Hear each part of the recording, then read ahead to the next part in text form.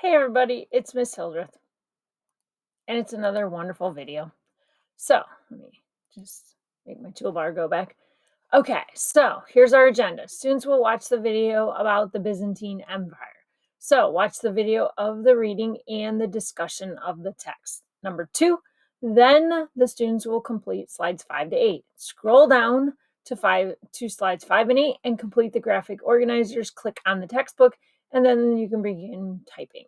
Okay, so here is the article link. If you click on it, if you're at home, here's your digital copy of it. Okay. And then if you're in class and you want a paper copy, I do have the paper copies as well. So we're good. All right. So, and then if you look down, here's slide 5, 6, 7, and I'm sad to say we had to go on to 8 because of the number of subsections that we had. So I'm going to come over here. So we're going to talk about the Byzantine and Muslim civilizations. We're just going to talk about the Byzantine Empire. So this is a map. Here's the Black Sea. Here's the Mediterranean Sea. Constantinople is right in here. It's near the Bosporus Strait, and the Bosporus Strait is right in and dumps into the seas. And it's kind of hard to tell, but Bosporus is right in here. So that's going to be key in the rating when it comes to trade and things like that. All right. Our learning targets came from the objective, so I'm not going to go over those. Vocabulary words, we had Constantinople, Justinian, medieval, Middle Ages, and schism. Okay, so there's our vocab words. All right, let's get going. Prince Igor of Kiev, I think it's Kiev, which was then an important city in Russia, watched as the large force of his warships sailed across the Black Sea in AD 941. The prince was sure that Constantinople, capital of the Byzantine Empire, would soon be his. As his fleet drew close to the city, the prince's excitement turned to horror. Byzantine ships shot Greek fire at the invaders. Anything this fire touched burst into flames. Soon, most of Igor's fleet was ablaze. Water could not put out the flames. Greek fire was made from a formula so secret that it was never written down. Even to this day, no one knows exactly how it was made, except that it contained petroleum. But this deadly weapon gave the Byzantines tremendous power throughout the Mediterranean area. So if you go back to the notes and you look, guys and ladies, there wasn't really, this was kind of like an introduction. And I mean, if we were going to highlight something, you might want to mention that Prince Igor was from Kiev, and that was in Russia, and that his fleet drew close to the city, and the Byzantines shot this Greek fire, okay, that destroyed his ships. All right, so let's get started. Constantinople at a crossroads. At its height, the ancient Roman Empire controlled the land surrounding the Mediterranean Sea. It also ruled parts of Northern Europe and the region we now call the Middle East. In the centuries after Rome's power faded, these lands went through a tug of war. Two groups, the Christian Byzantines and the Muslim Arabs and Turks, developed powerful civilizations at this time. These two groups sometimes shared control and sometimes fought over the region. So, gives us kind of a background. Okay, so we have the Byzantines, we have the Muslims, and they're kind of fighting over each other, fighting for control. Okay. Shared control and then fought over the region. So they fought at times as well. All right, so let's find out about Constantine and his capital in Constantinople. So the Emperor Constantine, which we know from ancient Rome, right, began his rule of the enormous Roman Empire in AD 306. As you have read, his reign was marked by two important changes. First, Constantine became a Christian and stopped the persecution of Christians. Okay, so think of what persecution means, right? If we persecute someone, we punish them because of religion or race. So Christians were being persecuted until Constantine came to power. Second, after the 20 years of ruling from the city of Rome, Constantine decided to build a new imperial capital. Constantine chose Byzantium, an ancient city founded by the Greeks at the eastern end of the empire. He shared no expense building and fortifying his capital, which was renamed Constantinople, the city of Constantine. By the early 500s, Constantinople had large markets, forums, or public squares, paved roads, a cathedral, a palace, public baths, and a hippodrome, or circus. An estimated 500,000 people lived there. Although the name of their city had changed, the people who lived there were still called Byzantines. Okay, so think about this. What does it remind you of with the Greeks? What did the Greeks have that was similar to Constantinople? Okay, so, and if we think about it, they had a marketplace too, right?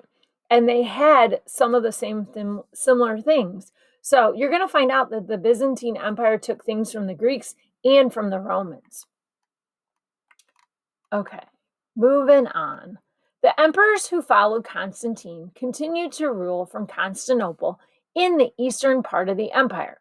When the Roman Empire split into two parts, the eastern half proved to be by far stronger and far stronger. One reason for its strength was the military. The Byzantines had the strongest army in the region. Another reason for the Byzantine strength was trade. Now, guys and ladies, I keep thinking back to previous units and how we can tie this in. Think about Athens and Sparta, right? One was more military, one was more like education. One gave the women more freedom, one kind of tied the women down more. So just a comparison, just to something as I was reading. So I don't know if we really need to put this in the notes, but I did find it interesting, and I did when I did my highlighting.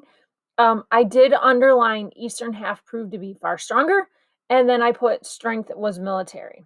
And then I had Byzantines had the strongest army in the region. I will say this, I don't know if it probably won't make it in our notes, but you might see that on the quiz. So that's why you might want to highlight that. Okay, so trade. Constantinople was built at the major crossroads of the land and sea trade routes. Find it on the map on page 283. So I'm going to go back real quick. And if you look at the map, it's kind of hard to tell, but here's Constantinople and there's trade routes. It's like right in the center of it, like they said. Okay. Okay. So notice that it is located on the Bosporus. The Bosporus is a strait or narrow channel that links two bodies of water. It connects the Black Sea and the Sea of Marmara, which flows into the Mediterranean Sea. Two continents, Europe and Asia, meet at Bosporus. Goods came to Constantinople from Kiev in the north, from Egypt in the south, and from as far away as China in the east. The Byzantines charged taxes on all the goods that went through the city. Over time, the Byzantine Empire grew rich. Okay, so Constantinople has a great location, right? It's in the center. It's in the center of China, Egypt, Kiev, which was part of Russia, right? And because they were in the center, people needed to either pass through, or it was a central location people could trade. And so it came in their favor. They could charge taxes and they could make money off the people. The Byzantines stand alone. As you have read, the Western Roman Empire fell. After it fell, the Eastern or Byzantine Empire stood alone. The period from the fall of the Roman Empire in AD 476 to about 1500 is known as the Middle Ages. This period is also labeled medieval or existing during the Middle Ages. In the early Middle Ages, the Byzantine Empire remained strong. This allowed the Byzantines to preserve many Roman achievements and traditions. Okay, so key takeaway, I would say Western Roman Empire fell. And then you could also say that the Eastern Empire stood alone. So there's some key facts. All right. So we've talked about trade. We've talked about Constantinople, found out what it is, where it's at. Now we're going to find, and then we found out about the Byzantine and how it related to the Middle Ages and the medieval. Now we're going to move on and we're going to go to the age of Justinian. As Rome was falling to invaders, strong fortifications, and an excellent army protected Constantinople. But these were not the city's only strength. The early Byzantine Empire had many excellent rulers who were wise as well as popular. They encouraged education and made reforms to laws and government. This kind of leadership also contributed to the strength of the empire. So, to have a good, profitable business, right, or anything, right, if we want to be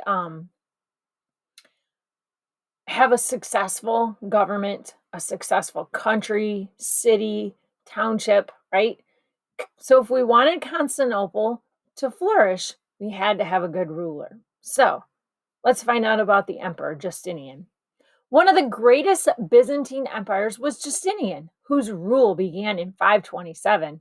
Justinian was an energetic ruler who rarely gave up on a task until it was completed. He was born into a poor family and he listened to the ideas of all his subjects, whether they were wealthy, nobles, or poor peasants. So, kind of a good thing, right? If you came from wealth, would you be as willing to listen to everyone? Would you listen to the poor and see their side of what was happening and what they needed, right? What their needs and wants were? Probably not.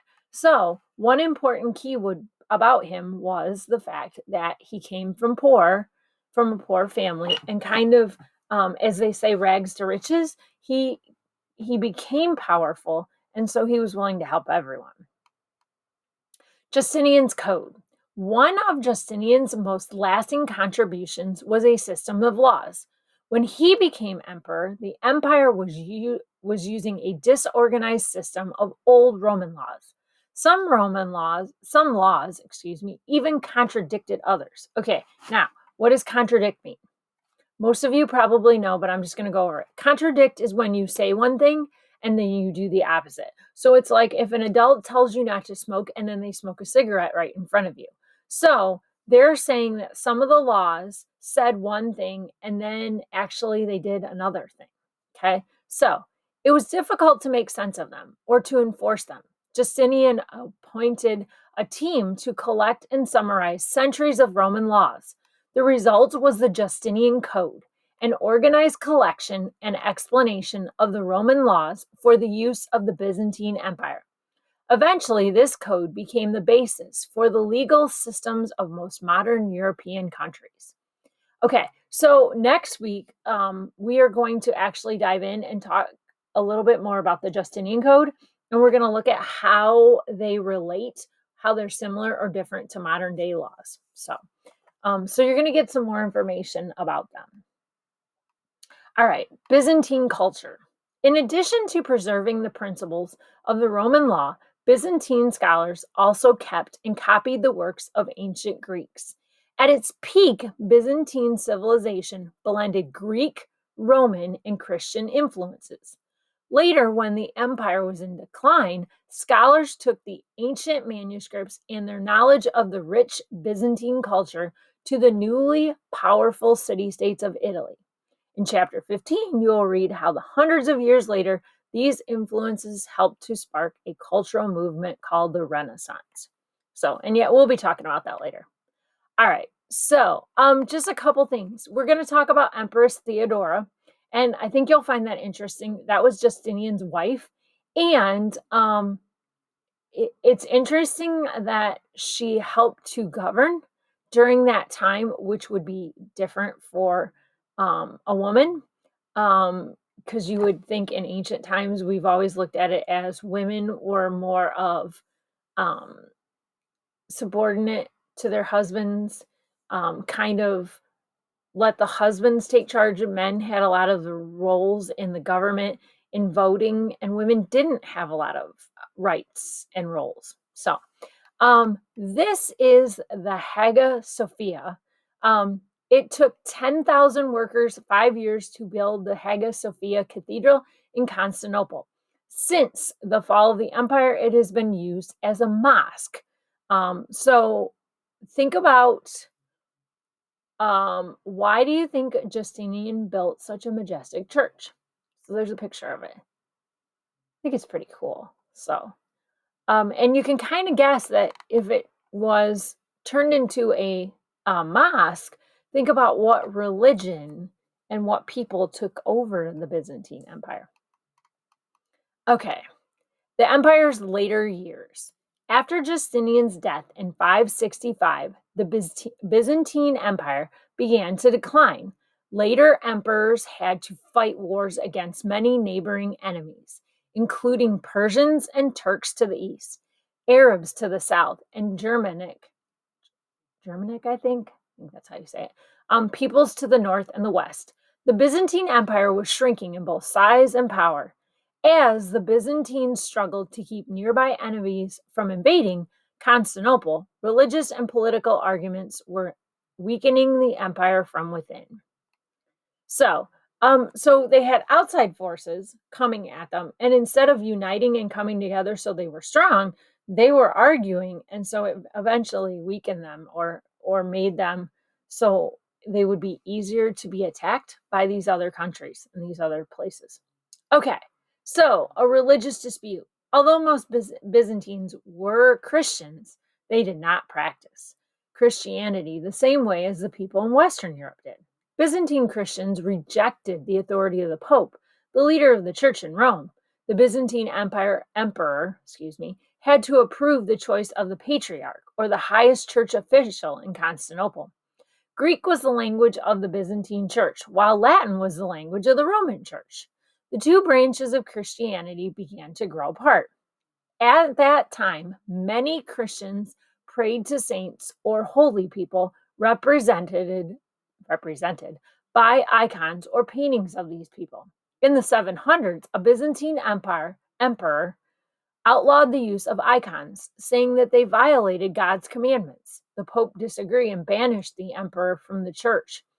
Byzantines felt that the Pope did not have the authority to banish the emperor from the church. These disputes led to a schism, or a split, in the Christian church in 1054. Now there were two distinct forms of Christianity: the Roman Catholic Church in the West and the Eastern Greek Orthodox Church in the East. And I'm going to tell you a little bit about that tomorrow. The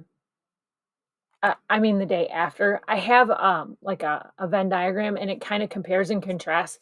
So I will show you that so you can kind of see the similarities and the differences between the two branches of Christianity. A second age.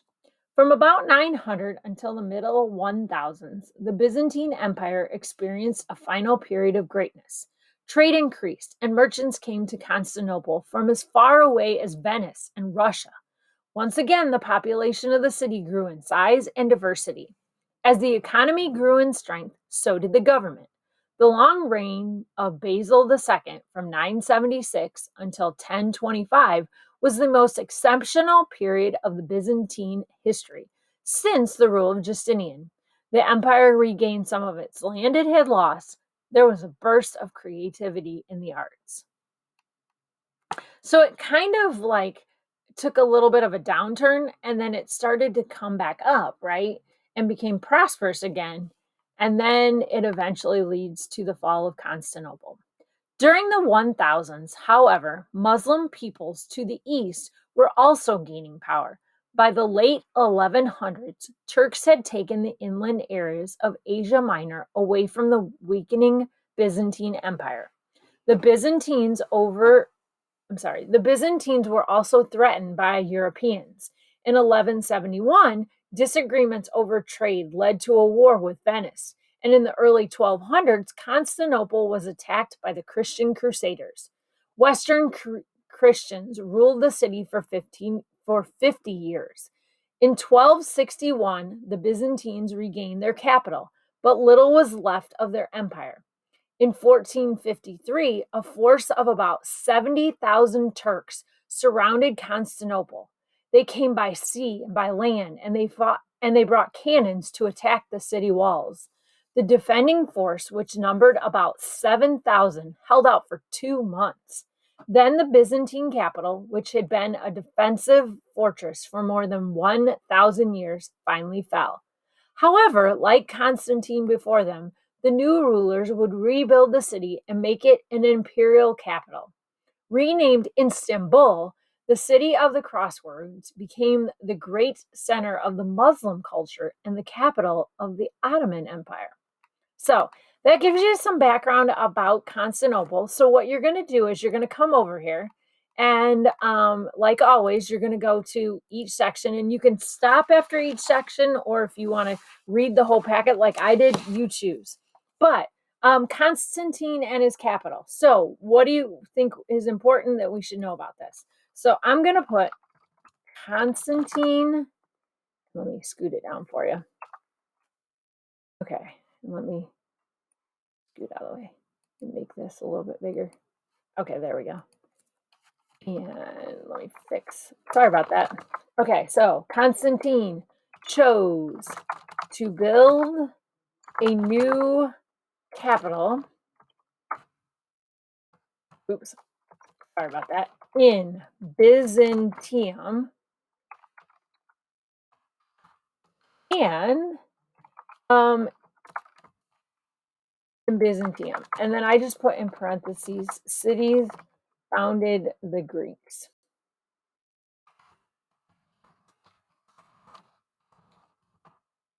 Okay, that doesn't make sense. Let me go back real quick and double check that, because I'm like, I know I underlined something in that.